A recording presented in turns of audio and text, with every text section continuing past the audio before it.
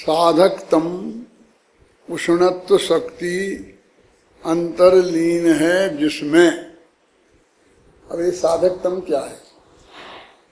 देखो, कर्ता कई परिभाषा व्याकरण में है स्वतंत्रा कर्ता, जो स्वतंत्र रूप से कार्य करे उसे कर्ता बोलते हैं। और करण की परिभाषा क्या है? क्योंकि अब दोनों को अभेद करना है ना,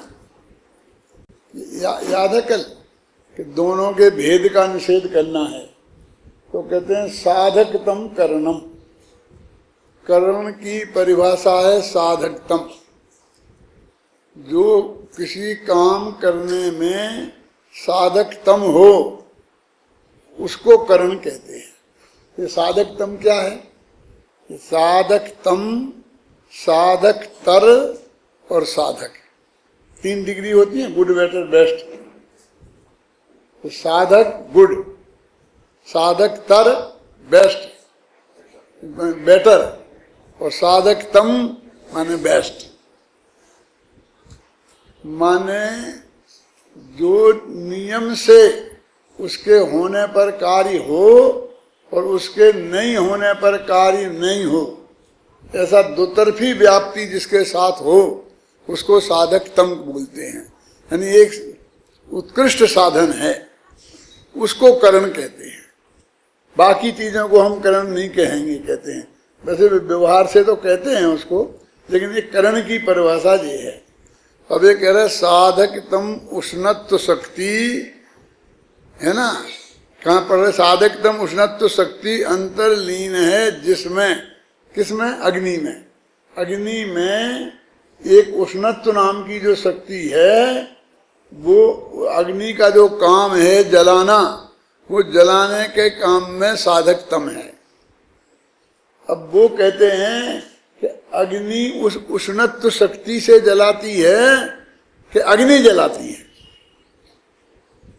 वो उष्णत्व शक्ति अग्नि से भिन्न नहीं है, बिल्कुल अभिन्न है, एक ही है।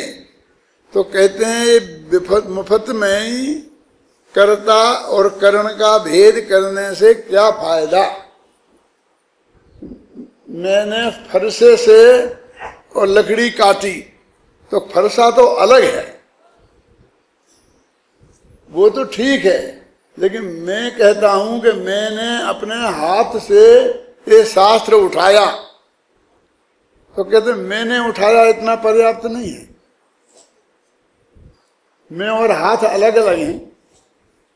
हाथ तो मेरे शरीर से बिल्कुल अभेद ही है ना, वो व्यवहार से तो मेरे से अभेद ही हो गया ना। माने वो कहते हैं व्यर्थ का एक भेद हमने खड़ा किया कि आत्मा ज्ञान से जानता है।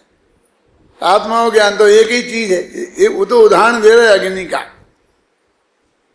समझे ना? देखो, साधकतम उष्णत्व शक्ति अंतर्लीन है जिसमें ऐसी अग्नि, इस अग्नि में वो उष्णत्व शक्ति शामिल है। जब हम अग्नि कहते हैं तो वह अग्नि तो है, लेकिन गर्म है कि नहीं? कैसी बात करते हो? जब हम किसी को चीज को अग्नि कह रहे तो वो गर्म तो है ही। वो उष्णत्व शक्ति जो है साधकतम है, वो उसके अंदर विद्यमान ही है, उसी का नाम अग्नि है। ये पूछने की जरूरत नहीं है कि हम अग्नि भी कहें और वो गर्म है कि नहीं है, हैं वो जलाएगी कि नहीं जलाएगी, ऐसे प्रश्न करें, ख्याल में आई ना? देखो, जिन्हें जगत में अतिशय कहते हैं, ध्यान से सुनना, बहुत मार्मिक बात कहता हूं, कि अग्नि जलाए तो कोई बात नहीं है, वो तो उसका काम है सारा। लेकिन अग्नि नहीं जलाए, ये रूमाल को मैं अग्नि में ऐसा डालूं लोग में और वो नहीं जले, तो ये अतिशय हो गया। अब इसमें अच्छा हुआ कि बुरा? प्रदीप जी, अग्नि ने अपना स्वभाव छोड़ दिया, माने आत्मा जानना छोड़ दे, तो अच्छा होगा कि बुरा? तो ये अतिशय है कि कोई बुरी चीज है ये। अब हमें अतिशय और अतिशय की महिमा। और अतिशय में हम पागल हो रहे पीछे। क्यों? अब हम उन अतिशयों के पीछे पागल हो रहे हैं माताएं बहने, कि जब जिस तीर्थ क्षेत्र पर जाते हैं अतिशय क्षेत्र के, ये क्या है कि पहले कभी इस बावड़ी में से बर्तन निकलते थे। अच्छा, फिर कोई आदमी का लोटा ले गया, जब से गायब हो गए। अब वो अतिशय एक आदमी के लोटा ले जाने से गायब हो गया, और वो कब की बात है, अभी इतना ही तो पता नहीं है। 1000 वर्ष पुरानी है, 2000 वर्ष, 10,000 वर्ष तो चल रही है। वो क्षेत्र अतिशय चल रहा है, अतिशय गायब है और क्षेत्र अतिशय क्षेत्र बना हुआ है। वारे वाह, ज्ञान गायब है और हम पंडित बने हुए हैं। ब्राह्मणों में ना चतुर्वेदी, द्विवेदी, त्रिवेदी, पाठक, ये है ना क्या नहीं? अब उनके बाप दादों के बाप दादों के बाप दादे 4 वेद के जानकार थे। जैसे अपन लिखते हैं, डॉक्टर लिखते हैं, शास्त्री लिखते हैं, आप समझ रहे हैं ना, ऐसे वो लिखते थे चतुर्वेदी, त्रिवेदी, 3 वेद के पाठी थे, है ना। तो उन्हें त्रिवेदी, त्रिपाठी भी बोलते हैं, त्रिवेदी भी बोलते हैं, समझ रहे हैं ना, तिवारी भी बोलते हैं। और दो वेद के जानकार थे, वे द्विवेदी थे। अब उनकी संतान की संतान 4 वेद के नाम नहीं जानते, और गांव गांव में चतुर्वेदी, द्विवेदी, त्रिवेदी पाठक बैठे हुए हैं। उष्णत्व शक्ति गायब है और अग्नि बनी हुई है, ज्ञान गायब है और आत्मा बना हुआ है, ऐसा नहीं हो सकता। वो साधकतम है, वो डिग्री थी, वो उस व्यक्ति की थी, वो परिवार की नहीं थी। जैसे अपन बोलते हैं ये भारल परिवार का है, मेरे पिताजी भी भारल थे, मैं भी भारल, मेरा बेटा भी भारल, पोता भी भारल, ऐसी नहीं है वो। लेकिन अपने नहीं हुआ। लाल बहादुर शास्त्री तो उनके सब बेटे शास्त्री, एक को अक्षर का ज्ञान नहीं शास्त्री क्या होता है। वो लाल बहादुर शास्त्री ने तो शास्त्री की डिग्री ली थी बनारस यूनिवर्सिटी से। और ये वहां ऐसी परंपराएं चल पड़ती है। देखो वो कहते साधकतम उष्णत्व शक्ति अंतर्लीन है जिसमें ऐसी अग्नि जिस प्रकार स्वतंत्र रूप से दहन क्रिया की प्रसिद्धि होने से उष्णता सिद्ध है कि अग्नि उष्ण है, तो उसी दहन क्रिया ये सिद्ध है, स्वतंत्र रूप से वो दहन क्रिया करती है।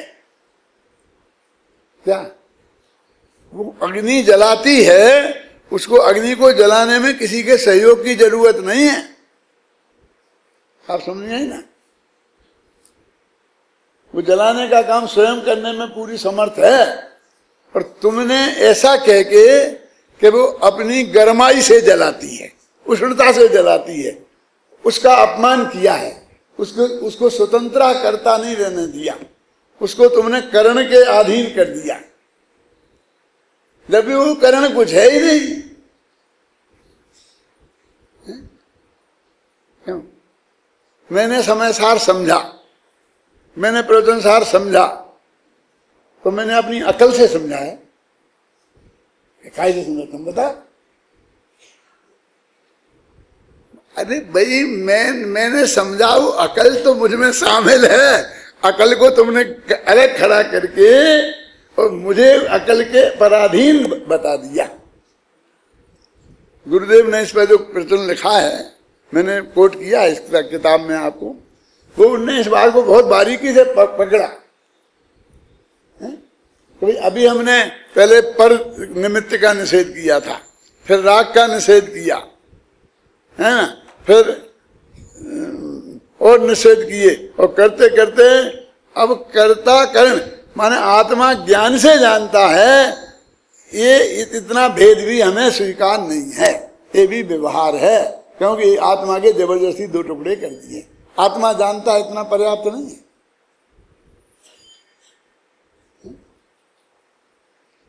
कि आत्मा स्वतंत्र रूप से जानता है ना, देखो उसी प्रकार अपृथक भूत कर्तृत्व और करणत्व, कर्ता और करण ये दोनों अपृथक होते हैं, पृथक होता ही नहीं है। वो तो व्यवहार है। कौन जो बढ़ई ने और फरसे से लकड़ी काटी, ये तो व्यवहार का साक्षात्कारक है।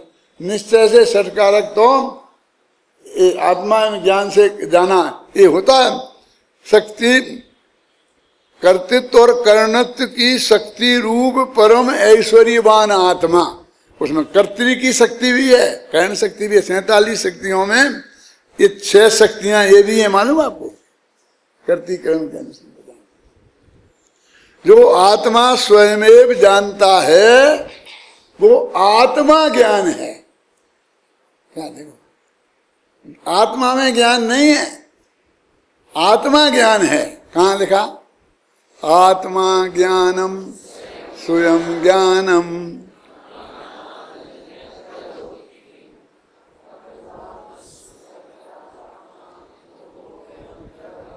ये अम्मे चंद्राचार्य का कलश सोनगढ़ में क्लास लगती थी तो उसके सबसे पहले बोला जाता था।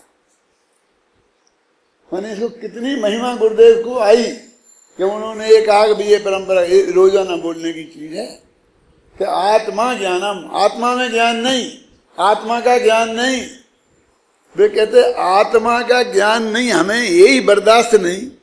फिर ज्ञान में केवल लगा दिया कि केवल ज्ञान, श्रुत ज्ञान। अब तुम भेद पे भेद डालने जा रहे हो। फिर जिस ज्ञेय को जाना उस ज्ञेय का ज्ञान।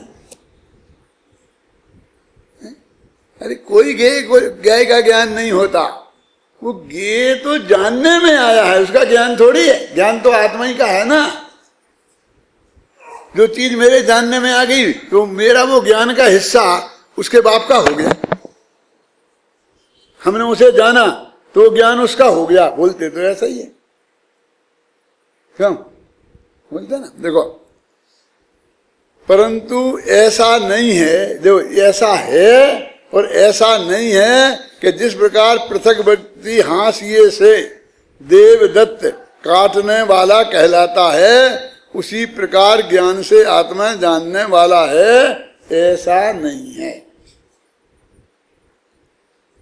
पहले भेद करके समझें तो ये व्यवहार का कर्ताकरण और वो निश्चय का कर्ताकरण ख्याल में आई ना। तो पहले व्यवहार का निषेध किया कि ज्ञान ऐसा नहीं है कि जैसे हाशिए से एक काटा, हाशिया अलग है और काटने वाला अलग है। ज्ञान ऐसा आत्मा से अलग नहीं है। तो पहले व्यवहार को काटा, फिर निश्चय को भी निषेध कर रहे, वो विकल्प भी कि इससे क्या। देखो अंत में इसमें लिखा है कि ऐसे, देखो पढ़ो क्या है, पेज नंबर 51 पे। इसलिए ज्ञाता और ज्ञान के विभाग की क्लिष्ट कल्पना से क्या प्रयोजन। अपन को एक क्लिष्ट लगता है क्या कि ज्ञान और आत्मा ज्ञान से जानता है, इतनी सीधी सच्ची बात है, और इसको एक क्लिष्ट कल्पना कह रहे। और आत्मा जानता है, इसको क्लिष्ट कल्पना नहीं कह रहे। हमें तो ये क्लिष्ट लगता है।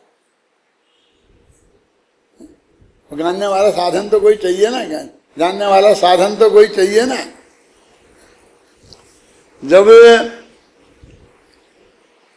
भरत चक्रवर्ती और बाहुबली का ये तय हो गया मिनिस्टरों में कि दोनों कब जल युद्ध, मल्ल युद्ध और नेत्र युद्ध में लड़ेंगे, जो जीतेगा वो देखेंगे फिर क्या होता है।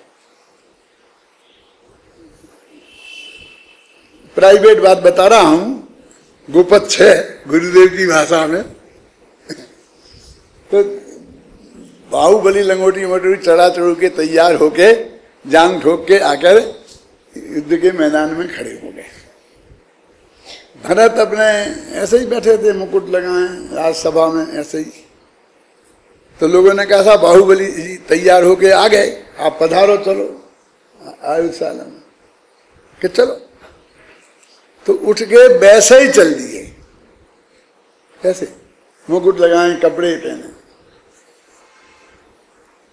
क्योंकि अब कैसे जा रहे, मतलब आप लंगोट लंगोट लगा के तैयार होके जाए, मल्ल युद्ध होगा, पानी में तैरेंगे, तल युद्ध होगा, नेत्र युद्ध होगा, तैयार होके तो जाओ कि तुम चुप रहो।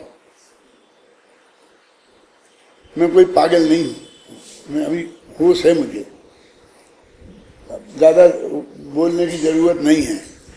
चुप कर दिया उन्हें। अभी ऐसे ही गए, वहां बाहुबली खड़े थे, वहां पहुंचे तो बाहुबली ने देखा ये सब कपड़े पहने ऐसे आए। तो इनने कहा कि बाहुबली सुनो, अपन ये 3 युद्ध करेंगे, फिर जो जीतेगा एक हारेगा, तो मैं बिना लड़े ही हार स्वीकार करता हूं। झगड़ा खत्म। जरा समझना, अभी मेरे से पेज नंबर नहीं पूछना, कौन से शास्त्र में लिखा हो, कौन से पेज पर है, वो तो मेरे जो लिखने का विचार है वो शास्त्र लिखूंगा, उसका पेज नंबर कोई भविष्य में बताएगा, लिखा जाएगा। तो आप ध्यान से सुनो जो मैं कह रहा हूं। मुझे यही बताना है क्या कि भाई लड़ाई तो हथियारों से लड़ी जाती, जो भी जाए, तुम उसकी तैयारी करके तो जाओ। तो वो बोले कि भाई मैं तुमसे कहता हूं, बाहुबली ने मुंह फेर लिया था पीछे की तरफ, आंख ऐसा नहीं देख कि भाई तू इतना नाराज है मेरे से, मेरी तरफ मुंह भी नहीं करता है, मेरे से बात भी नहीं करता है, मेरी बात तो सुन, तुझे जीतना है ना, मैं तेरे से लड़ना नहीं चाहता हूं, अभी ये चक्कर का चक्कर है, और इसलिए मैं हार मानता हूं और तू जीत गया, अब जो आगे की बात बढ़ाओ। इसे करने से क्या भाई, ऐसा मैं नहीं मानूंगा। हारना तो तुमको है ही, लेकिन लड़के हारना पड़ेगा, क्योंकि लड़के हराने में जो मजा है सामने वाला ऐसे ही हार मान ले, इसमें वो मजा नहीं है। क्यों नहीं? तो उन्होंने कहा ऐसा बात नहीं है कि मैं तेरे पर कोई कृपा कर रहा हूं, इसलिए कि मैं सच्ची बात है। अपन पहले भी तो लड़ते थे ना, अपन तो रोजीना प्रैक्टिस करते थे, तो 100 दफे में 90 दफे तू जीतता था। जल युद्ध में भी, इसमें भी ये 25 धनुष कदम ज्यादा था ना, तो वो कोई, मैं ये बात कह रहा हूं वो कोई ऐसी नहीं है जो मैंने मानी है कि मैं कोई आर्टिफिशियल कह रहा हूं। तो जब तुम वहां जीतता तो अभी भी जीतेगा क्या? लेकिन उनने मुंह नहीं फेरा, उन्हें बात नहीं की, मैदान में आओ, समझना। तो भरत चक्रवर्ती ने, चक्र रत्न था ना उनके हाथ में, तो उन्होंने कहा अबे नालायक जा, तूने मेरे भाई भाइयों में इतना झगड़ा करा दिया। मेरा जो हम रोजाना एक साथ खेलते थे, उठते थे, बैठते थे, कभी जीत का हार का हमने कुछ कभी विकल्प नहीं किया, और आज तूने ये खड़ा कर दिया, मुझे नहीं चाहिए, मेरा ऐसा चक्ररत्न नहीं चाहिए, और मुझे चक्रवर्ती नहीं बनना है, तू जा यहां से। मैंने हार स्वीकार कर ली ना, तो अब जो जीता है उसके पास जा।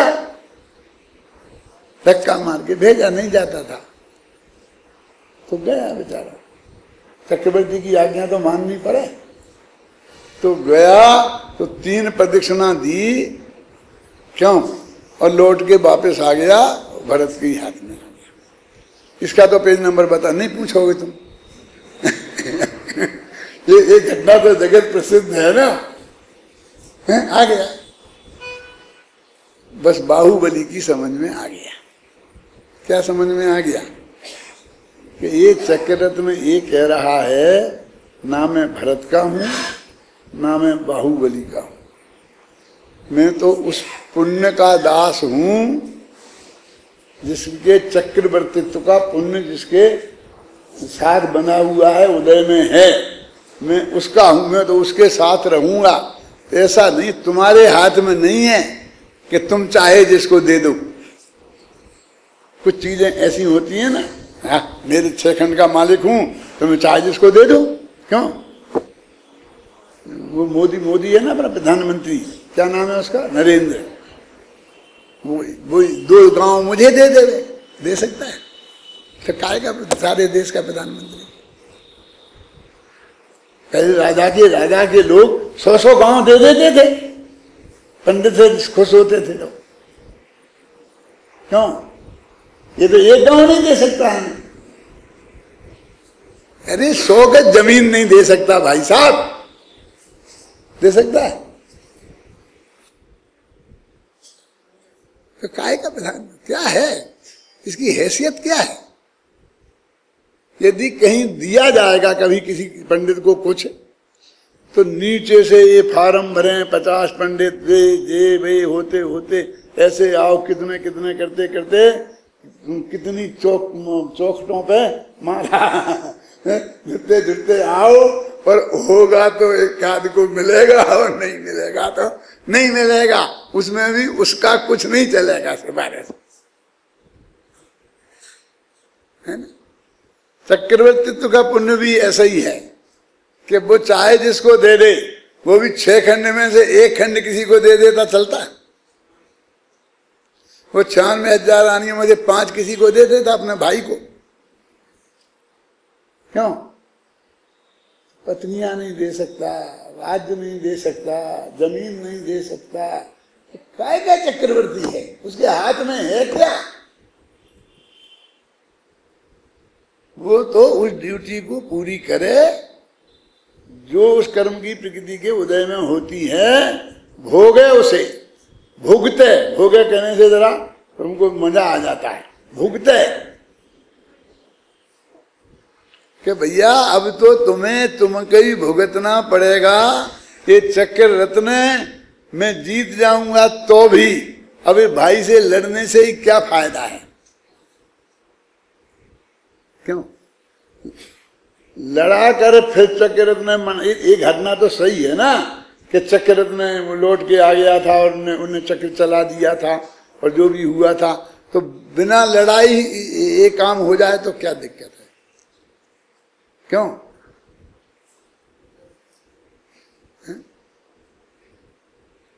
तो इतने जो भद्र महापुरुष थे सम्यक दृष्टि, उन दोनों की इज्जत बढ़ जाती है और उसमें दोनों की कम होती है।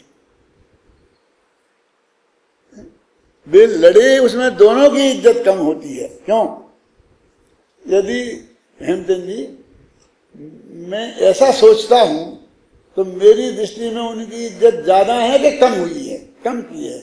मैं ज्यादा कर रहा हूं कि कम कर रहा हूं? क्योंकि उन महापुरुषों के साथ में ये लड़ने का प्रसंग मेरे चित्त को स्वीकार नहीं है। बोलो अब किसने लिखा है नहीं लिखा, लेकिन मैं ये कहता हूं ऐसा हुआ था। किसने देखा? कि मैंने देखा। बोलो, मानना हो मानो, नहीं मानना हो नहीं मानो, बाध्यता तो मैं तुमसे नहीं कह रहा हूं। क्यों? मैंने कोई ऐसी क्लिष्ट कल्पना तो की नहीं है, है ना? मैंने एक किताब लिखी थी बाहुबली पे, इसमें ऐसी बहुत बातें हैं। छोटी सी किताब है, क्या नाम है उसका? गोमतेश्वर बाहुबली। वो मैंने वहां गया था, 12 वर्ष का जो होता है ना महामस्तकाभिषेक, वहां 75 विद्वानों का एक सेमिनार था, जिसमें मुमुक्षु विद्वानों में अकेला मैं ही था, बाकी 74 विद्वान सब विरोधी थे, नीरज वगैरह सब थे, ये सब थे। तो मैंने ये सब बातें बोली जो मैंने लिखी, तो वहां तो तहलका मच गया। कौन से शास्त्र में फलाने में ये लिखा, फलाने में ये लिखा, फलाने में ये लिखा। तो नरेंद्र प्रकाश जी है ना फिरोजाबाद वाले, वो खड़े होकर बोले कि इसमें क्लियर लिखा है कि मैं सोचता हूं, मैं एक कल्पना करता हूं मेरी समझ में ऐसा आता है कि ऐसा हुआ होगा। जब उन्होंने बिल्कुल क्लियर साफ लिख दिया तो फिर तुमको ये बात कहने का क्या है? देख फलाने शास्त्र में नहीं है कि वहां नहीं है कि ये नहीं है, कह रहे ना उस किताब के हेडिंग में लिखा है।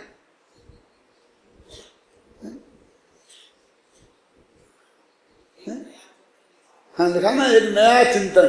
जब यही लिखा गया एक नया चिंतन है, वो क्लियर कह रहा है कि मेरा चिंतन है और ये बिल्कुल नया है, वो उसमें आपको नहीं मिलेगा।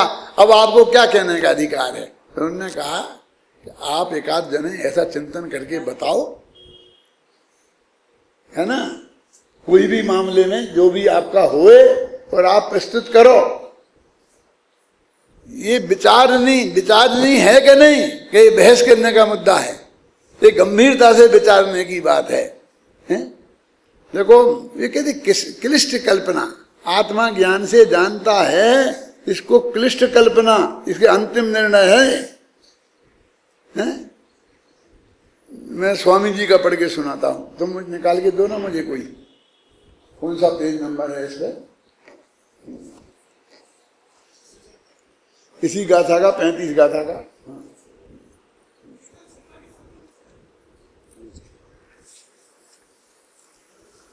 देखो पेज नंबर 177, स्वामी जी का ऊपर से ही है। आत्मा अपृथक भूत कर्तृत्व और कर्णत्व की शक्ति रूप परम ऐश्वर्य वाला होने से जो स्वयं ही जानता है, अर्थात जो ज्ञायक है वही ज्ञान है। सम्यक श्रुत ज्ञान से चौथे गुणस्थान में आत्मा कर्ता और ज्ञान करण ऐसे भेद नहीं है। आत्मा स्वयं ही ज्ञान रूप परिणमता है। श्रुत और राग को तो निकाल दिया, पहले श्रुत की उपाधि अलग की थी ना, राग को अलग किया था ना, किंतु आत्मा ज्ञानी और ज्ञान ये भेद तो है ना, वो समाधान नहीं। ज्ञान ने आत्मा को जाना अर्थात भेद है नहीं, ज्ञान के साधन द्वारा आत्मा को जानते हैं, इसे भी निकाल दिया है। निमित्त और व्यवहार साधन तो दूर ही रह गए, किंतु आत्मा स्वयं कर्ता और ज्ञान साधन ऐसा भेद नहीं है। निमित्त और पुण्य के परिणाम साधन, इस बात को तो पहले ही निकाल दिया है। निमित्त और राग से दूर, श्रुत उपाधि से दूर, कर्ता और करण के भेद से भी दूर, उसे बताया। इस पॉइंट को पकड़ो कि वे कहते हैं अनुभव के लिए इतना भी बर्दाश्त नहीं है, ये व्यवहार है, ये भेद भी बर्दाश्त नहीं है। अब है नहीं क्या? अब भेद तो है ही, ज्ञान गुण है और आत्मा द्रव्य है। अभी कहो तो 25 पॉइंट इधर और 25 पॉइंट इधर लिखे जा सकते, केंद्र में क्या अंतर है? सब पंडित बता सकते हैं, आप लोग भी बता सकते हैं, ये सब है क्या? नहीं है। लेकिन कहते भैया अभी भेद बताने का अवसर नहीं है, अभी तो भेद के विकल्प का निषेध कहते, तो इसलिए उसको कहते हैं एक क्लिष्ट कल्पना। माने सीधी सी बात में समझ में नहीं आती, आत्मा जानता है, हो गया काम। अब आत्मा करण से जानता है कि किसके लिए जानता है, तो 6 कारक खड़े करने की जरूरत क्या है? वो किस में से आएगा, वो किसको देगा, किसके आधार से होगा, सब आत्मा ही है, आत्मा ही के आधार से होगा, आत्मा के लिए ही है, आत्मा में से ही आएगा, सब अभेद ही तो है। तो ये भेद करके ख्याल में आए ना, 6 आदमी का को खड़े कर देते हो।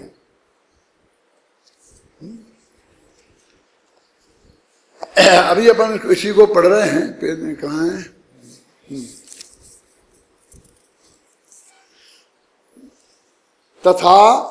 तथा सती, हाँ देखो, यदि ऐसा हो तो दोनों में अचेतनता आ जाएगी। अब यदि आत्मा ज्ञान से जानता है तो ऐसा हो तो ज्ञान भी अचेतन हो जाएगा और आत्मा भी अचेतन हो जाएगा। अब ये कैसे हो जाएगा? लिखाना है इसमें, यदि ऐसा हो माने आत्मा ज्ञान से जानता है, ऐसा हो तो दोनों में अचेतनता आ जाएगी। क्यों? कि वो ज्ञान अलग ठहरेगा और आत्मा अलग। तो ज्ञान की वजह से तो आत्मा चेतन है, तो ज्ञान नहीं रहा उसमें, ज्ञान अलग हो गया तो आत्मा अचेतन हो गया। तो ज्ञान तो चेतन है, क्यों? तो वो कहते हैं कि वो आत्मा अचेतन है, तो जिसका वो गुण है वो अचेतन हो गया, तो वो चेतन कैसे रह सकता है? क्या सोने में से बनी है कंगन, तब वो सोना है। अब वो ही सोना नहीं है, सिद्ध हो जाएगा वो पीतल था। वो पीतल, आत्मा ही पीतल था, तो वो उसका ज्ञान सोना कैसे रह जाएगा? तो दोनों ही अचेतन हो जाएंगे। देखो, यदि ऐसा हो तो दोनों को अचेतनता आ जाएगी। घर पे पढ़ा था, मैंने कहा था कल पढ़ना, निकालना ये अर्थ। और दो अचेतनों का संयोग होने पर भी ज्ञप्ति उत्पन्न नहीं होगी, कि जब भी दोनों मिल जाएंगे तब तो चेतन हो जाएंगे। फिर कहते ज्ञप्ति माने जानना, फिर वो जानने की क्रिया नहीं बनेगी। दो अचेतन मिलके एक चेतन, फिर तो एक किताब और ये दूसरा एक किताब, ये दोनों मिल करके जान लेंगे। क्यों? दो अचेतन मिलके में से चेतन की क्रिया नहीं हो सकती है। आपकी किताब में है, आत्मा और ज्ञान के पृथकवर्ती होने पर, यानी अलग अलग हैं ऐसा कोई माने तो, यदि आत्मा को ज्ञप्ति होना माना जाए कि ये अलग अलग हैं फिर भी आत्मा जान लेता है, तो एक व्यक्ति के ज्ञान द्वारा दूसरे व्यक्ति को ज्ञप्ति हो जाएगी। माने अभी मेरे ज्ञान से मैं ही जानता हूं, जब मेरा ज्ञान और आत्मा पृथक है, तो ऐसे ही तुम्हारे आत्मा से मेरा ज्ञान पृथक है, तो मेरे आत्मा से तुम्हारा ज्ञान क्यों नहीं जानेगा? समझ में आता है क्या करे? क्योंकि वो आत्मा तो कहीं जाके चैंट सकता है। वो अभी तो मेरे से ही है, मेरे से उससे अटूट संबंध है, तो मेरे से संबंध टूट नहीं सकता, वो तुमसे जुड़ नहीं सकता। देखो यार, मेरा सुबह के प्रवचन में आया था, टीवी पे आया था जो प्रवचन, उसमें कि आपका राग और मेरा राग, तो मेरे राग से मैं भिन्न हूं ना, बोलो, अरे है ना, वो तुम्हारे राग से उससे भी भिन्न, तो दोनों रागों से भिन्न हूं, फिर भी इस दोनों बातों में फर्क है। मेरे राग से मैं भिन्न हूं, लेकिन उस राग से मुझे बंध होगा। तो तुम्हारा राग से मैं भिन्न हूं, तो तुम्हारे राग से मुझे बंध नहीं होगा। आगे समझने के नहीं? तो क्या है कि मेरा राग तो मेरे लिए आश्रव तत्व है, और तुम्हारा राग मेरे लिए अजीब तत्व है, क्योंकि वो अजीब की परजीव की परिणति है, वो मेरा जीव नहीं है। राग तो कैसे हो जाएगा? वो राग तो जो जैसा मेरा होगा जैसा तुम्हारा होगा, नहीं, वो जैसा नहीं है। ऐसे ज्ञान में है कि मेरा ज्ञान से मैं ही जानता हूं, इसका मतलब वो अटूट रूप से जुड़ा हुआ है। नहीं चलेगा, राख में ज्ञान उत्पन्न होने लगेगा, वो ज्ञान जाके राख से जुड़ जाएगा। जो वो मत है ना जिसमें मानते हैं संवाद संबंध से जुड़ा है, वो कहते हैं वो राख में क्यों नहीं जुड़ गया, अपने जैनाचार्यों ने कहा।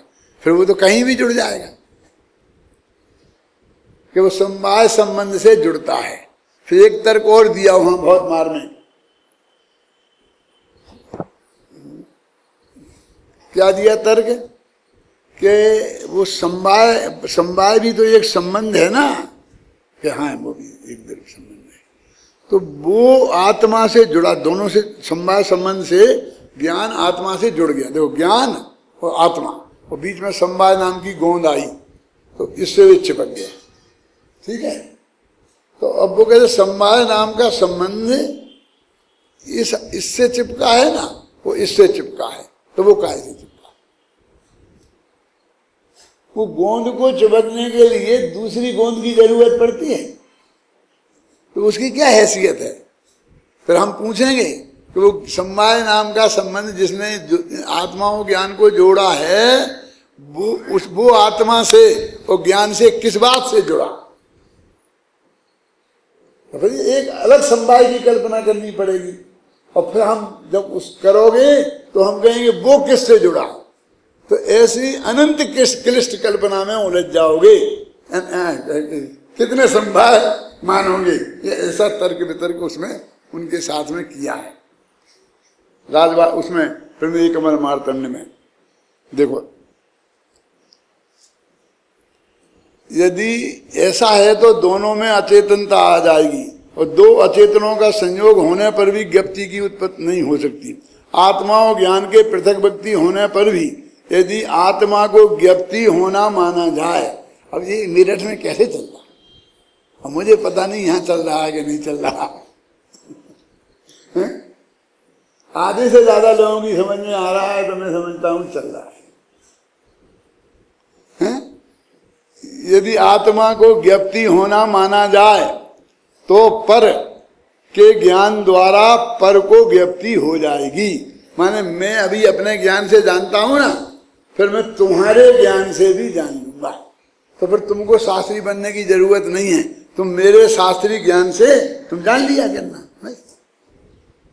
क्यों? समझ गए ना? लेकिन ऐसा तो नहीं होता है। वो इस प्रकार राख आदि के भी ज्ञप्ति का उद्भव निरंकुश हो जाएगा, फिर राख में भी ज्ञप्ति हो जाएगी, वो ज्ञान जाके राख में जुड़ जाएगा, तो राख समझदार हो जाएगी, निरंकुश हो जाएगी। माने तुम आप उसे कैसे रोकोगे? फिर वो आत्मा में ही जुड़े उत्तम चंद जी, एक कैसा नियम होगा? यदि इसलिए वो तादात्म्य संबंध है, वो तादात्म्य का मतलब ही होता है वो एक ही है। हम तो बहुत होशियार बनिए हैं ना कि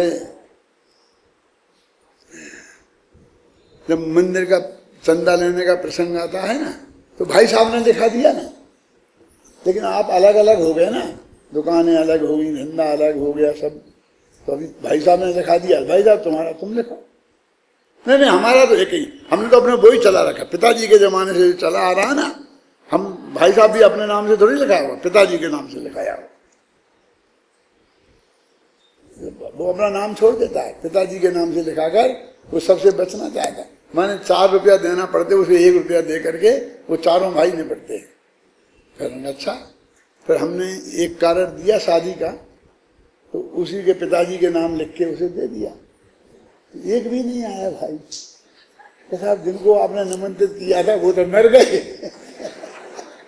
और हमें तो निमंत्रण मिला ही नहीं। बेचारे भाई कहते हैं हम आते कैसे?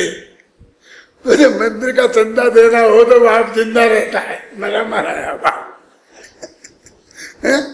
और जब लड्डू खाने जाना हो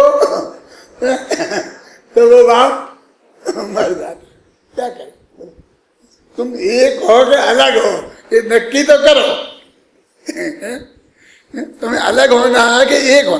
तुम यूनिट एक हो, तुम एक परिवार हो। तुम्हें घर अलग चाहिए, तुम्हें रसोई अलग चाहिए, तुम्हें दुकान अलग चाहिए, तुम्हें धंधा अलग चाहिए, तुम्हें इनकम टैक्स की फाइल अलग चाहिए, पूंजी अलग चाहिए, सब अलग चाहिए, और मंदिर में सब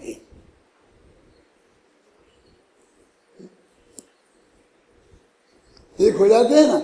वो कहते हैं ऐसी व्यवस्था नहीं चलेगी। वो कहते हैं राख को भी केवल ज्ञान हो जाएगा। फिर वो ज्ञान जो है यदि आत्मा से पृथक है, यदि सर्वथा पृथक मानोगे, है ना, समझ गए ना, तो फिर वो ज्ञान आत्मा ही में क्यों जुड़ेगा? वो कहीं भी जाके जुड़ जाएगा। देखो समझ में आ रहा? जैसे एक घर पे पढ़ना एकाध दफा किताब है कि नहीं, यहाँ किताबें रखी हैं, ले जाना, कोई दिक्कत की बात नहीं। खरीदना हो तो ऑफिस से खरीद लेना, नहीं तो ले जाना और बाद में यहीं रख देना, और फिर भी वैसी ले जाना हो तो वैसी ले जाना, सब छूट है, लेकिन पढ़ना। उत्तम चंद जी बेचारे अपना दुख प्रकट कर रहे थे कि अब तुम ये विद्यार्थी होते तो मैं संस्कृत की पंक्ति पढ़ के बताता। अकेला वो रोना उन्हीं का नहीं है, वे हमारी तरफ से भी रो लिया करना थोड़ा। हाँ, हमको भी वही तकलीफ है। तो पंडित की बात तुम्हें मानना नहीं है तो तुम्हारे पास है क्या साधन? पंडित अनुवाद करके बताएगा तभी तो तुम समझ सकते हो। तो या तो फिर स्वयं आचार्यों की भाषा सीखो। मैं नाम बताऊंगा नहीं, लेकिन बहुत बड़े सेठ, इतने बड़े सेठ जिसकी आप कल्पना नहीं कर सकते, तो मेरे से बार बार कहते मैं तो आचार्यों के स्वाध्याय, आचार्यों के शास्त्रों का स्वाध्याय करता हूँ। 2 दफे 10 दफे मैंने सुन लिया। फिर मैंने कहा जगदीश भाई आपको संस्कृत प्राकृत आती है? नहीं आती है। तो फिर आचार्यों को आप कैसे पढ़ते हो? है ना ब्राह्मण अनुवाद है, वो अनुवाद तो पंडितों ने किया, तो उसका तो तुम मना करते हो बार बार।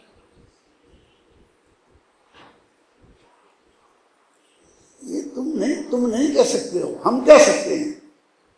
जो नहीं पढ़े उसको पढ़ भी रहे हो, समझ भी उसी से रहे हो। जो भी ज्ञान आपके पास है वो टोडरमल जी का है, जयचंद छाबड़ा का है, विद्वानों से ही है, और उन्हें गालियां भी दिए जा रहे हो।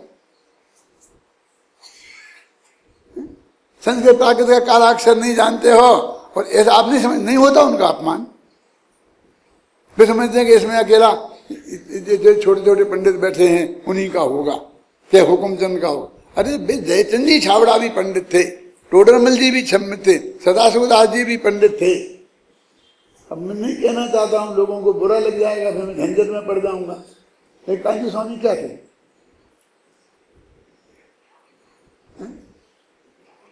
अच्छा तुम कांची स्वामी को पंडित कहते हो? हमसे बुरा कोई नहीं होगा, वैसे भी तुमसे बुरा है कौन?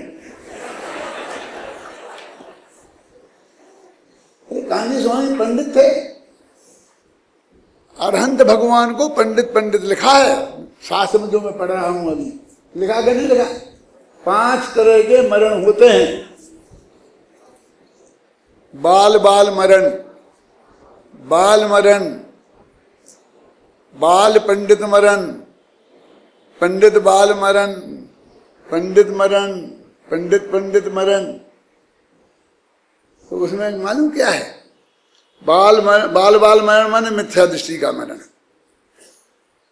फिर बाल मरण माने सम्यक दृष्टि का मरण। क्या सम्यक दृष्टि के मरण को बाल मरण लिखा, फिर अनुवृत्तियों के मरण को बाल पंडित मरण, फिर केवल ही उनको पंडित मरण लिखा। भाई साहब केवली भगवान के मोक्ष गए ना, सिद्ध हुए, अनंत भगवान से सिद्ध हुए, तो उसे पंडित मरण कहते हैं। पंडित शब्द कितना महान है, मैंने पंडित का मरण हुआ। और आपको पंडित शब्द से ऐसी घृणा हो गई कि हमें पंडित कहते, कांची स्वामी को पंडित कहते हो क्यों? जगदीश भाई टोडरमल जी को पंडित कह सकते हैं। यदि पंडित से कहने में अपमान होता है तो टोडरमल जी का अपमान नहीं है। गुरुदेव तो बहुत महान है, लेकिन टोडरमल जी भी कम महान तो नहीं है ना।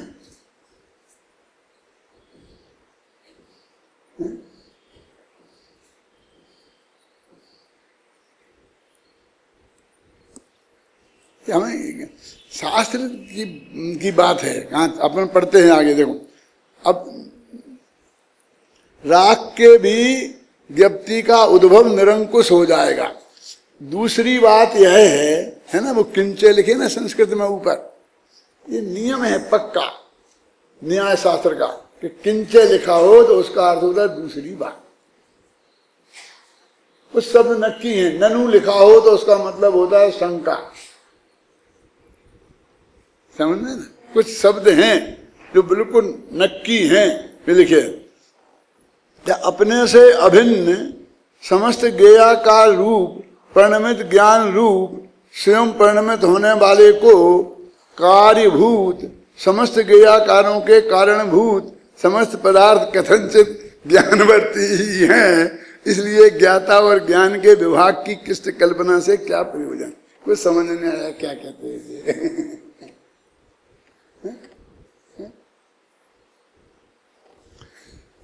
अपने से अभिन्न समस्त गेयाकार, जो ज्ञान में गेयाकार झलके हैं वो किसकी पर्याय है? ज्ञान की पर्याय है। और ज्ञान और आत्मा एक ही है, तो आत्मा से अभिन्न हो गया ना वो। हम कह रहे गे अभिन्न हो गया। अरे गे तो जुदे हैं, ये तो वो गे के आकार हैं जो ज्ञान में जानने में आए हैं, वो आत्मा की पर्याय हैं, समझ गया ना। परिणमित गेयाकार रूप परिणमित ज्ञान रूप स्वयं परिणमित होने वाले, वो आपको होने वाले को माने स्वयं परिणमित होने कौन हुआ? आत्मा। आत्मा स्वयं परिणमित हुआ। कार्यभूत समस्त गेयाकार, एक कारणभूत और कार्यभूत, गेयाकारों के कारणभूत समस्त पदार्थ कथनचित ज्ञानवर्ती ही हैं। वो कथनचित लगा दिया, किसी अपेक्षा ज्ञान में ही हैं। इसलिए ज्ञाता और ज्ञान के विभाग की क्लिष्ट कल्पना से क्या प्रयोजन है? माने ज्ञाता और ज्ञेय में भेद करो। ज्ञेय पर पदार्थ हैं, पर पदार्थ नहीं है, स्वादी है, तो उनसे भिन्नता करनी है। ज्ञाता और ज्ञान, इनमें भेद करने से क्या फायदा? ये तो दोनों एक ही हैं। अब टीका में अत्यंत स्पष्ट रूप से इस बात का उल्लेख है कि आत्मा और ज्ञान को सर्वथा भिन्न मानने पर दोनों ही अचेतन हो जाएंगे, है ना। और यह तो सुनिश्चित ही है कि दो अचेतन मिलकर भी जानने का काम नहीं कर सकते, क्योंकि ज्ञान चेतना से रहित आत्मा तो अचेतन होगा ही, और अचेतन द्रव्य के आश्रय में रहने के कारण ज्ञान गुण भी अचेतन सिद्ध होगा। एक भाई आए कि माँ क्या बात करते हो आप, आत्मा अचेतन कैसे हो जाएगा? मैंने कहा भैया वो तो ये लिखा है कल कि तुम यदि ऐसा मानोगे तो नहीं, आत्मा तो अचेतन हो ही नहीं सकता, कैसे हो जाएगा अचेतन? अब वो न्याय शास्त्र की भाषा नहीं समझता है। अब समझ गए ना, तो राख कैसे जानने लगेगी? अब हम ऐसी ऐसी बातें करते हो, तुम पंडित लोगों को भरोसा तो कुछ है ही नहीं, ये कहते राख जानने लगे, राख कैसे जानने लगेगी? आत्मा अचेतन। अरे भाई तुम पृथक मानोगे तो वो तो एक है, वो पृथक है ही नहीं, तो उसको क्या होना है? जो कुछ खेल होना है वो तेरी मान्यता में होना है। माने तेरी मान्यता वो झूठी सिद्ध हो जाएगी। कहने का मन ने अभी ऐसी जो बहस आती है शास्त्रों में, वो बहस का स्टाइल उनकी समझ में नहीं आता। वो इस बात पे लड़ मरते हैं कि राख जानने लगेगी तो इनके मुंह में कोई जबान तो है नहीं, और आत्मा चेतन हो जाएगा, कुछ भी बोलते हैं। बोलो रजनी भाई ठीक है, तो वो ये नहीं समझ रहा है जो गोली मार रहा है वो पंडित हुकुमचंद को नहीं लग रही, सीधी अमृतचंद को लग रही, क्योंकि ये शब्द उनके हैं। मैं तो हिंदी में अनुवाद किया है, समझे ना, ऊपर संस्कृत में ये आचार्य अमृतचंद की शब्दावली है ना। दूसरी बात यह है कि जब आत्मा, दूसरा समझ में नहीं आ रहा था ना, वो ध्यान से सुनो। जब आत्मा और ज्ञान सर्वथा भिन्न भिन्न ही हैं, अब सर्वथा भिन्न भिन्न ही है, तो अब उसके दोष बता रहे, कथनचित हैं तो उसका दोष नहीं है, तो फिर ज्ञान और आत्मा में ही क्यों जुड़े? अन्य अजीब पदार्थों से क्यों नहीं जुड़े? क्योंकि आत्मा भी अजीब है ना। ज्ञान नहीं रहा तो ज्ञान की वजह से वो जीव था, अब वो अजीब है, जब इस अजीब से जुड़ गया तो दूसरे अजीब से भी जुड़ जाएगा, क्यों नहीं? यदि वह राख आदि जड़ पदार्थों से भी जुड़ सकता है, यदि ऐसा हुआ तो राख आदि पदार्थ भी जानने देखने लग जाएंगे, पर ऐसा होता नहीं, इसको नहीं पढ़ता वो। राख भी जानने कैसे जानने लग जाएंगे? पोल पट्टी है, आप क्या समझते हो? हमारे जिंदा रहते राख नहीं जानते। क्या कर रहा है? कौन राख को जाना रहा है? जो तुम्हारा जिंदा रहते, तुम हर बात में मरने को तैयार बैठे हो, क्या बात है? तो समाधि में क्या करोगे? अभी हर समय मरोगे तो अपने जीवन को दांव पे हर बात में लगाओगे तो फिर क्या करोगे? अतः आत्मा कर्ता और ज्ञान करण ऐसा विभाग करने से भी क्या लाभ है? आत्मा ज्ञान से जानता है के स्थान पर, सुनो, ज्ञान स्वभावी आत्मा स्वयं से जानता है, यही ठीक है। ठीक है, यही ठीक है। कि स्वयं से, इस स्वयं से भी कहने की क्या जरूरत है? जानता है इतना पर्याप्त नहीं है, अथवा आत्मा जानता है इतना ही पर्याप्त है। अब बस आत्मा जानता है ये बात सही है, और आत्मा ज्ञान से जानता है ये बात झूठ है, ये गाथा में बताया है।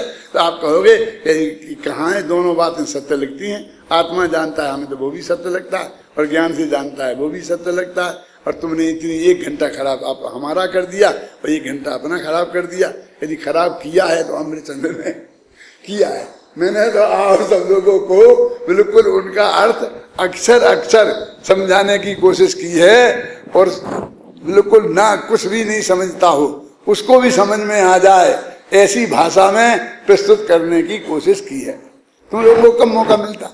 ये हमारे विद्यार्थी जो हमारे सामने बैठते हैं, पढ़ते हैं, तो हमें पढ़ा देते हैं, बना देते हैं, और हमको तो बहुत आनंद आता है। जैसे आपको खेलने में आनंद आता है ना, कुछ खेलते करते हो, ताश माश खेलते हो ना, ऐसा हमको ऐसा आनंद आता है इसमें। देखिए यदि ऐसा होगा तो ऐसा होगा, एवं चेत एवं साथ, एवं चेत एवं साथ। आपको लगता है कि देखो इसमें कुछ हंसने की बातें ही नहीं, हंस रहे।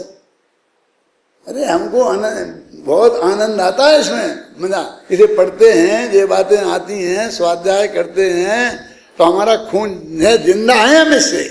जिस दिन ये बंद हो जाएगा हमारा, फिर हम ज्यादा दिन जिंदा नहीं रहेंगे, ये नक्की समझ लेना। गुरुदेव के लिए कहा था ना ये, कि जिस दिन इनका प्रवचन बंद हुआ फिर ये ज्यादा दिन नहीं रहेंगे। तो ऐसा हुआ, महीना 1.5 महीने से ज्यादा नहीं। क्या प्रदीप जी, नक्की बात है।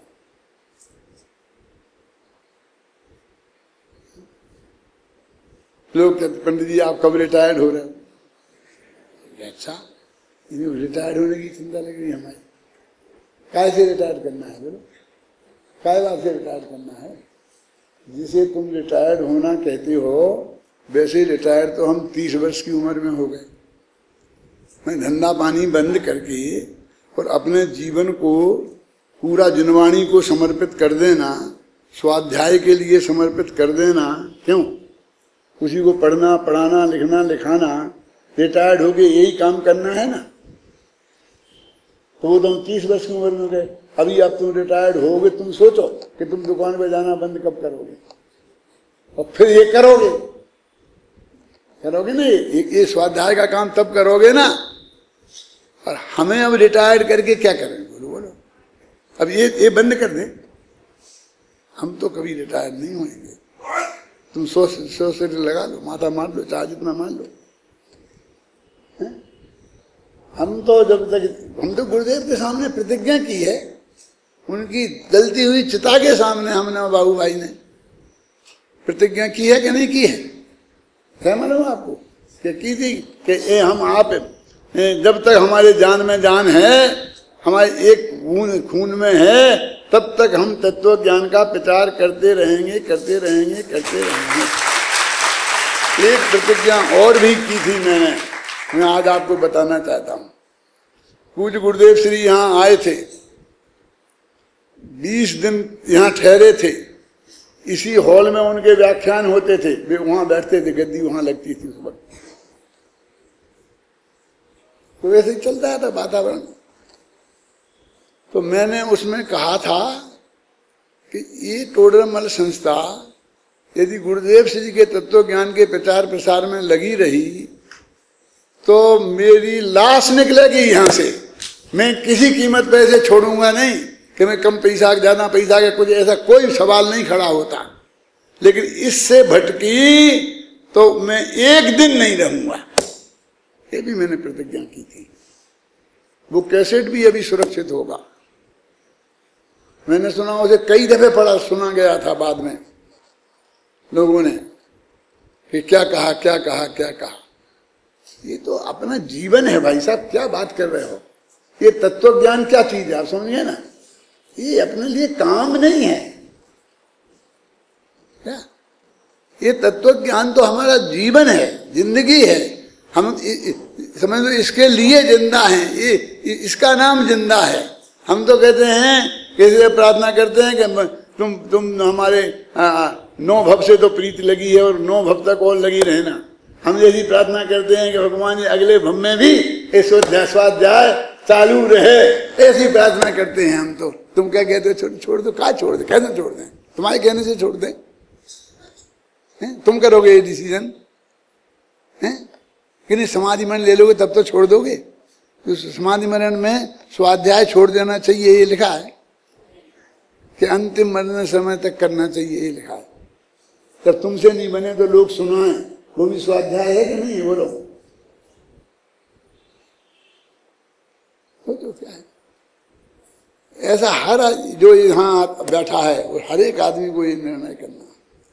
मैं अपने लिए नहीं कहता हूँ, सबके लिए यही रास्ता है, कोई दूसरा रास्ता नहीं है। एक ज रास्ता, एक ही मार्ग है कि अपने जीवन को इस तत्व, हम बहुत महान भाग्यशाली हैं हम कि हमको गुरुदेव से जैसे लोग मिले कि जिनने हमें इस मार्ग पे लगाया, और आज हम लोग महाभाग्यशाली के हम लगे। टोडरमल जी जैसे महापंडित मिले कि जिनने कैसे हमने ये तत्व ज्ञान सीखा। ख्याल में है ना, कुंद कुंद जैसे आचार्य मिले तो सबको ही हैं, कौन किसको नहीं है, लेकिन जो अपनाए, जो ग्रहण करे, जो अपने जीवन को बनाए, उसकी बात है। सभी लोग अपने जीवन को ऐसा परम पवित्र बनाएं, ऐसी मंगल भावना से मैं अभी की बात